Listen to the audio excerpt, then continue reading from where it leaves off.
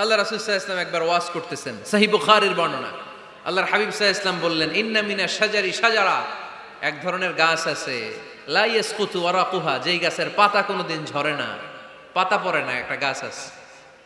মাসালুহা কামাসালিল মুসলিম, এই পাতার দৃষ্টান্ত মুসলিমের দৃষ্টান্ত একই। হাদ্দিসুনি মাহিয়া, দেখি তো কোন সাহাবী বলতে পারে এটা কোন গাছ। আল্লাহর হাবিব বললেন, এমন একটা গাছ আছে যেই গাছের কোনো পাতা ঝরে না। এই পাতার দৃষ্টান্ত, গাছের দৃষ্টান্ত, মুমিনের দৃষ্টান্ত একরকম। ফাহাদ্দিসুনি মাহিয়া, কে আছো বলতে পারো এটা কোন গাছ? কেউ পারে না। সাহাবারা মনে করছে এটা মরুভূমির কোন একটা গাছ হবে। কেউ বাড়ির পাশে যে খেজুর গাছ আছে এটা খেয়াল করে নাই, সবাই চলে গেছে অন্য গাছের দিকে। ক্যাকটাস, গুলমলতা, মরুভূমির রেয়ার যে গাছগুলো আছে, দুর্লভ দুষ্প্রাপ্য গাছগুলো, তারা এক একজন একটার পর নাম বলতে আরম্ভ করলো। আল্লাহ রাসূল সাল্লাল্লাহু আলাইহি ওয়াসাল্লাম বললেন হয় নাই, একজন বলে একটা, আল্লাহর হাবিব বললেন হয় নাই। সবশেষে কেউ যখন পারে না, আল্লাহ রাসূল সাল্লাল্লাহু আলাইহি ওয়াসাল্লাম বললেন, ইন্নাহা নাখলা, এটা খেজুর গাছ। এটা কি গাছ? সবাই বলেন, কি গাছ? খেজুর গাছ। কেউ পারে নাই। ওয়াজ শেষ, নসিহত শেষ, সবাই বাড়ি ফিরে যাচ্ছে। সাইয়েদনা ওমরে ফারুক রাদিয়াল্লাহু তাআলা আনহু, উনি ওনার ছেলে আব্দুল্লাহ ইবনে ওমরকে নিয়ে যাচ্ছে। আব্দুল্লাহ ইবনে ওমর হঠাৎ করে বললেন, আব্বা, আল্লাহ রাসূল যখন জিজ্ঞেস করেছিল এটা কোন গাছ, আমি কিন্তু জানতাম এটা খেজুর গাছ, আমি কিন্তু জানতাম। ওমর ফারুক বললেন, বলো নাই কেন? আব্দুল্লাহ ইবনে ওমর বলেন, আব্বা, আপনি পারেন না, আমার চাচা আবু বকর পারে না, মুরব্বী সাহাবারা কেউ পারে না, আমি মাঝখান দিয়ে কেমনে বেয়াদবি করি? সুবহানাল্লাহ পড়বেন না? ওমরে ফারুক বললেন, বলো কি, তুমি যদি আজকে বিশ্বনবীর সামনে উত্তরটা দিতে পারতা, আমার ছেলে উত্তর দিতে পেরেছে, এটা জেনে আমার বুকটা এত বড় হয়ে যেত। ও আব্দুল্লাহ, কেন তুমি বললা না? আজকে কেউ প্রশ্নের উত্তর করতে পারে নাই, তুমি যদি বিশ্বনবীর সামনে দাঁড়িয়ে প্রশ্নের উত্তর করতে পারতা, আমার বুকটা এত বড় হয়ে যেত। কেন বললা না? তুমি বললে আমি বড্ড খুশি হয়ে যেতাম। সুবহানাল্লাহ পড়েন। তার মানে মাঝে মাঝে জুনিয়ররা সিনিয়রদেরকেও হার মানায় দেয়, এরকম আছে না নাই? এজন্য পরামর্শ করবেন, অবশ্যই পরামর্শ করবেন। সাইয়েদনা ওমরে ফারুক যখন খলিফা, তিনি মুরব্বীদের মিটিং এ একটা ছোট্ট বাচ্চাকে রাখতো, অল্প বয়স্ক এক সাহাবী, ওই সাহাবীর নাম আব্দুল্লাহ ইবনে আব্বাস রাদিয়াল্লাহু তাআলা আনহু। মুরব্বীরা মনে কষ্ট পেলেন, কিরে, এই ছেলের সমান নাতি আছে আমার ঘরে, আমার নাতি আছে, এই ছেলের সমান, এই ছেলেকে কেন রাখে? ওমরে ফারুক বললেন, একদিন দেখাই দিব আপনাদেরকে কেন রাখি। ওমরে ফারুক একদিন সবাইকে বললেন, ইদা জাআ নাসরুল্লাহি ওয়াল ফাতহ ওয়া রাআইতান নাসা ইয়াদখুলুনা ফি দীনিল্লাহি আফওয়াজা, এটা কোন প্রেক্ষাপটে নাজিল হয়েছে আপনারা কে জানেন বলেন তো? এক সাহাবী বললে, এই সূরা দ্বারা বোঝানো হয়েছে আমাদের যখন বিজয় অর্জিত হবে তখন যেন আমরা বেশি বেশি আল্লাহর প্রশংসা করি। ওমরে ফারুক বললেন, উত্তর হয় নাই। আরেক বয়স্ক সাহাবী বললেন, আমাদেরকে রব্বুল আলামিন বড় বড় শহর বিজয়ের ব্যাপারে আদেশ দিয়েছে, এই সূরা দ্বারা আমি এটা বুঝেছি। ওমরে ফারুক বললেন, হয় নাই। কেউ যখন উত্তর করতে পারে নাই, ওমরে ফারুক বললেন, ও আব্দুল্লাহ ইবনে আব্বাস, তুমি এই সূরার ব্যাপারে কি জানো? আব্দুল্লাহ ইবনে আব্বাস বলেন, হুয়া আজালু রাসূলিল্লাহ, এই সূরা দ্বারা বিশ্ব নবীর আগাম মৃত্যুকে বোঝানো হয়েছে। ইদা জাআ নাসরুল্লাহি ওয়াল ফাতহ, নবী হে, যখন বিজয় আসবে, আল্লাহর পক্ষ থেকে সাহায্য আসবে, ওয়ারাআইতান নাসা ইয়াদখুলুনা ফি দীনিল্লাহি আফওয়াজা, আপনি দেখবেন দলে দলে বানের পানির মতো লোকজন কালিমার ছাতার নিচে প্রবেশ করতেছে। তো সবাই যখন কালিমা পড়ে মুসলমান হয়ে যাবে, সবাইকে মুসলমান বানানোই ছিল বিশ্বনবীর মিশন। মিশন যখন কমপ্লিট, নবী থাকার পৃথিবীতে আর দরকার নাই। এই সূরা দ্বারা আল্লাহ বুঝিয়েছেন বিশ্বনবী পৃথিবীতে আর বেশি দিন বেঁচে নাই। চিল্লায় বলেন ঠিক কিনা? ওমরে ফারুক ডেকে বললেন, আব্দুল্লাহ, মারহাবা, মারহাবান বিকা ইয়া আব্দুল্লাহ ইবনে আব্বাস, ও আব্দুল্লাহ ইবনে আব্বাস, মাশাআল্লাহ তাবারাকাল্লাহ, কেউ সঠিক উত্তর না দিতে পারলেও তুমি সঠিক উত্তর দিয়েছো।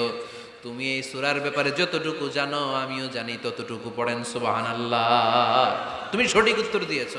এই হাদিসগুলো প্রমাণ করে মাঝে মাঝে জুনিয়ররা সিনিয়রদেরকেও হারিয়ে দেয়। চিল্লায় বলেন ঠিক কিনা? এজন্য মাঝে মাঝে বাচ্চা ছেলেদেরও পরামর্শের দরকার আছে না নাই? ঘরে সুখ নাই, শান্তি নাই, কারণ পরামর্শ করেন না তো। আব্বা আম্মার পরামর্শ নেন, স্ত্রীদের পরামর্শ নেন, ছেলে মেয়েদের পরামর্শ নেন। গুরুত্বপূর্ণ সিদ্ধান্ত নেওয়ার আগে পরামর্শ করে সিদ্ধান্তগুলো নেওয়ার দরকার আছে না নাই? পরামর্শ করে ফ্যামিলি মিটিংয়ে যদি আমরা সিদ্ধান্ত নেই, ওই সিদ্ধান্তে বরকত দিবে কে? আওয়াজ করে বলেন, ওই ঘরটারে বরকতময় করে কে? কয়টা গেল? 7টা। 8 নাম্বার হচ্ছে, প্রত্যেকটা ঘরে এক একটা পারিবারিক পাঠাগার গড়া চাই, ফ্যামিলি লাইব্রেরি। কার কার ঘরে পারিবারিক পাঠাগার আছে দেখি সুজানগরে? মাশাআল্লাহ, মাশাআল্লাহ পড়েন, আওয়াজ করে পড়েন মারহাবা। যাদের ঘরে নাই তাদের ঘরে একটা পাঠাগারের দরকার আছে না নাই? একটা শোকেস বানাবেন, ওখানে ইসলামী বইগুলো রাখবেন, ইসলামী সাহিত্যগুলো রাখবেন, তাফসিরগুলো রাখবেন, হাদিসের বইগুলো রাখবেন। একটা পারিবারিক পাঠাগারের দরকার আছে না নাই? কোরআনের প্রথম আয়াত হয়েছে পড়ো। কোরআনের প্রথম আয়াত কি? আল কোরআনের প্রথম বাণী পড়ো, আল হাদিসে নবীর কথা পড়ো। আল কোরআনের প্রথম বাণী পড়ো, আল হাদিসে নবীর কথা পড়ো। পড়ে পড়ে শেখো, শিখে শিখে তুমি তোমার নিজের জীবন গড়ো। পড়েন আমিন। কোরআনের প্রথম কথা কি? ইকরা, পড়ো। কোরআনের প্রথম কথা কি? ইকরা বিসমি রাব্বিকাল্লাযী খালাক, খালাকাল ইনসানা মিন আলাক। ইকরা ওয়া রাব্বুকাল আকরাম আল্লাযী আল্লামা বিল কলম আল্লামাল ইনসানা মা লাম ইয়ালাম। পড়েন সুবহানাল্লাহ। পড়ো তোমার প্রভুর নামে যিনি তোমায় শিখিয়েছেন। Read in the name of your Lord who has created. পড়ো, পড়ার কোনো বিকল্প নাই, আপনার পড়তেই হবে। বেঁচে আছেন পড়েন, সুস্থ তো পড়েন, অসুস্থ পড়েন, মরে যাচ্ছেন তখনও পড়েন, পড়তে পড়তে মরেন। ও মিয়া, মরার সময় পড়ার দরকার আছে না নাই? মরার সময় পড়বেন লা ইলাহা ইল্লাল্লাহ মুহাম্মাদুর। এটা না পড়লে হবে? তার মানে মরার সময়ও পড়তে হবে। চিল্লায় বলেন ঠিক কিনা? তাহলে সুখী, সমৃদ্ধ, আলোকিত একটা পরিবার গড়ার ৮ নম্বর পয়েন্ট হচ্ছে একটা ফ্যামিলি লাইব্রেরি। প্রত্যেকটা ঘরে শান্ত যেন নেই, যে আমাদের প্রত্যেকের ঘরে আমরা যেন ছোট্ট করে একটা পাঠাগার বানাই। ওখানে যেন বিভিন্ন ধরনের বই, বিভিন্ন ধরনের বইয়ের কালেকশন রাখি। বই কিনুন, বই পড়ুন, প্রিয়জনকে বই উপহার দিন। বই কিনে কেউ কোনোদিন দেউলিয়া হয় নাই, ঠিক কিনা? পড়তে রাজি আছেন তো? এই যে কোরআনের বঙ্গানুবাদ পাওয়া যায় না এখন, কথা বলেন। স্মার্টফোন আছে কার কার দেখি? হ্যাঁ, কারা কারা স্মার্ট দেখি? হাজার হাজার স্মার্ট, মাশাআল্লাহ। এই স্মার্টফোনের ভেতরে আল কোরআন নামে বাংলায় কোরআনের একটা অ্যাপস পাওয়া যায়। কথা বলেন, পাওয়া যায় কি যায় না?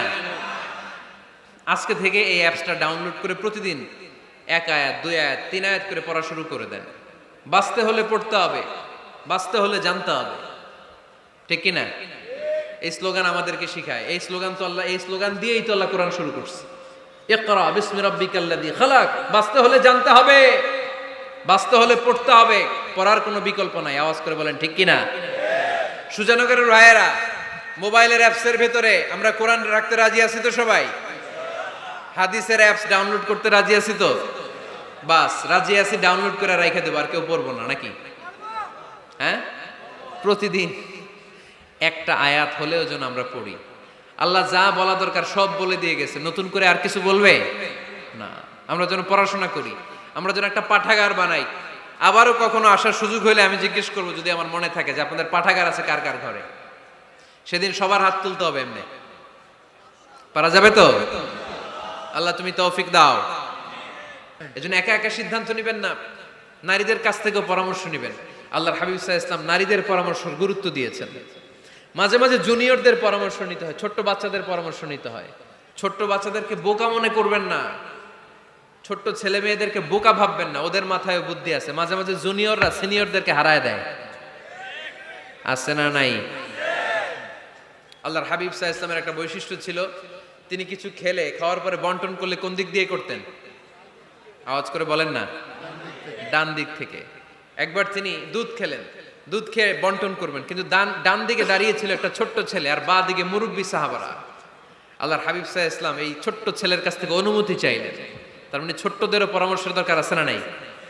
আল্লাহর হাবিব বললেন, আতাআযানু লি আন উ'তিয়া হাউলা। আমার স্বভাব হলো খাবার বন্টনের সময় ডান দিক থেকে করি, কিন্তু এখন ডান দিকে তুমি ছোট্ট মানুষ, বাম দিকে বয়স্ক সাহাবারা। তুমি যদি অনুমতি দাও, তোমার আগে বয়স্ক সাহাবাদেরকে দিয়ে আমি খাবার বিতরণ করতে চাই। ছোট্ট ছেলেটা বলল, ইয়া রাসূলুল্লাহ লা উসিরু বিনাসিবি মিনকা হাদান, আপনার এই বরকতের জিনিস আমি অন্য কাউরে দিতে চাই না, আমার ভাগেরটা আমি আগে খাইতে চাই, যেহেতু হিসাবে আমি পাই আমারে আগে দেন, আমি দিব না। সুবহানাল্লাহ পড়েন। সে যেহেতু রাজি হয় নাই, আল্লাহ রাসূল সাল্লাল্লাহু আলাইহি ওয়াসাল্লাম দিতেও পারে নাই। আল্লাহর হাবিব সাল্লাল্লাহু আলাইহি ওয়াসাল্লাম দুধের পেয়ালাটা মুরব্বিদের হাতে না দিয়ে ছোট্ট বাচ্চার হাতে তুলে দিয়েছে। চিল্লায় পড়েন আল্লাহু আকবার। তাহলে ছোট্ট বাচ্চাদের পরামর্শের দলিল আছে না নাই?